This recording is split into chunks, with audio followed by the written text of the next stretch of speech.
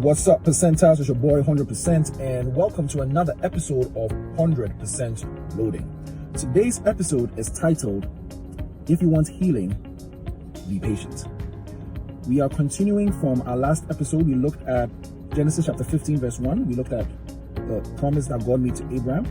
We are continuing with another promise that God made to Abraham. This is in Genesis chapter 17 verses 16, I believe, to 19. Let's read.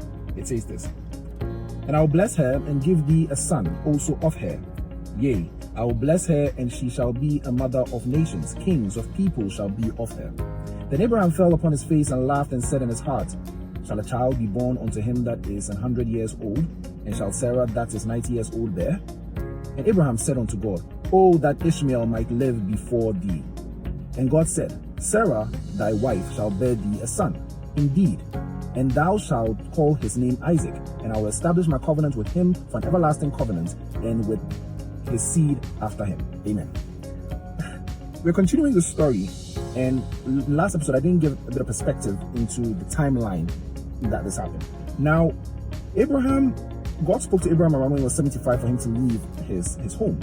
And in chapter 15 verse 1, what we did in our last episode, Abraham was roughly between 86 and 85 years. I say this because in the next chapter, we see that Sarah gives Hagar to Abraham for him to conceive Ishmael. And this was about, Abraham was 86 when Ishmael was born. So I like to believe that he was about 85 when God spoke with him, because it takes 9 months and you can do the whole math.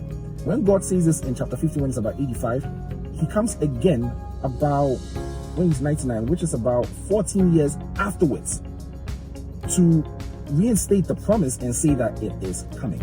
In the next year, Sarah gives birth to Isaac.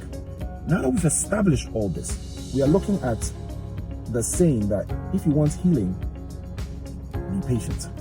The word patient embodies two definitions. The first definition is that of which we all know, that you got to wait, you got to allow things to take its course. And the second one is in relation to doctors and hospitals, whereby anyone who is sick is called a patient.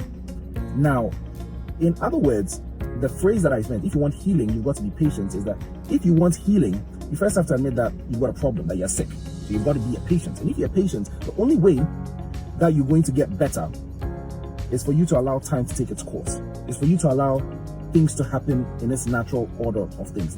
We live in a world right now where everybody wants things quick, fast, and now. So we don't really appreciate or value when somebody says, you've got to wait, you've got to allow things to happen. We're not talking about the unnecessary waiting or lackadaisical attitude waiting. That's not what we're talking about. We're talking about growing. When a child is born, a child doesn't the next day become 15 years old. The child is born, the child has to wait like 9 months before it's got even body parts and stuff. And when the child is born, the child goes from sitting to crawling to standing to walking to talking. And then the child grows taller, bigger, learns stuff.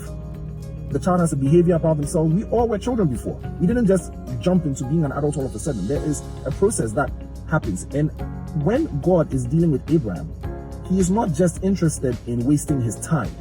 Abraham waited that long, but it's not really because God doesn't love him. There was a reason why that period happened.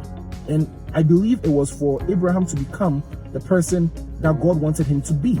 Abraham is a pivotal and important figure in Christianity. He is someone that we all look to as the father of faith, the father of this whole Israel that as we know it, or Christianity as we know it to be. For that character to be built or shaped, you need someone who understands the power and value of patience. And that's what God was trying to embody or let Abraham understand. Once that had happened, God said, yes, it's time for me to reward you. You do not reward a child a car at 5 years old. You get me? There's a proper time when a child has learned to do stuff that they are given that opportunity. A child doesn't get up and say, I want to get married when they're 6. There's a time the child has to have gone through certain things. The child has to prove they are responsible and ready. And this is all part of the patience process. We want all sorts of things in life, but are we ready? That's what the question we ask. Are we ready to be patient and go through the necessary process in order for us to see the results? If we're not ready, then we can't appreciate what God is trying to do for us. God loves us so much that he wants us to understand that for some of the things that we desire, some of the riches, the wisdom that we want, we have to go through a process. And in that process, yes, we'll lose certain things, but he's going to be with us all the way, shaping us into the very beings that we want. Abraham was willing to wait. And even when God told him this at 99 years old, he doubted. He doubted. And it's normal. It's normal. I can understand. He was 90. Sarah was 90 years old. Who gives birth at 90 years old? But God promised him that. And even though he doubted, doubting is normal. We would do that, but we have to still trust the process. We have to trust the process. And as we trust the process and stick to his command, I believe that we will have only great things in store for us.